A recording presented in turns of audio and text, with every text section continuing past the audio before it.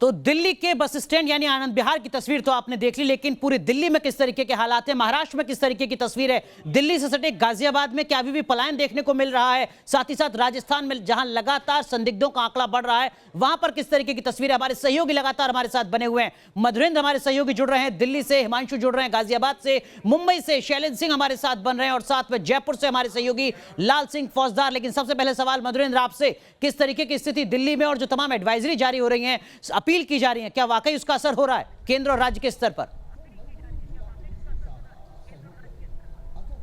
देखिए बिल्कुल लोगों पर इसका असर साफ तौर पर देखा जा रहा है, क्योंकि पुलिस की सख्ती और ख़ास तौर पर जिस तरह के हालात लगातार पैदा हो रहे हैं, ख़ास तौर पर संख्या लगातार एक्टिव केसेस की बढ़ती जा रही है, उससे लोगों के अंदर भी डर का होना लाजमी है। कई ऐसे क्लस्टर हैं, पैकेट हैं, जहां पर समस्याएं खड़ी हैं, ख़ास तौर पर भूख की समस्या, रहने सहने की समस्या, जिसके चलते हमने देखा कि पलायन को लेकर लोग जो है सीधे तौर पर अपने अपने सूबों की ओर अग्रसरित हो रहे थे। लेकिन अब उस पर काबू पा लिया गया है। सरकार की तरफ से, स्वयंसेवी संस्थाओं की तरफ से, लोकल जो कम्युनिटी लेवल पर तमाम जो लोग हैं वो एक्टिव होकर उन लोगों तक खाना पहुंचा रहे हैं, रसद पहुंचा रहे हैं। जहां कहीं भी भोजन की कमी है, यहाँ भूख समस्या के तौर पर खड़ी है।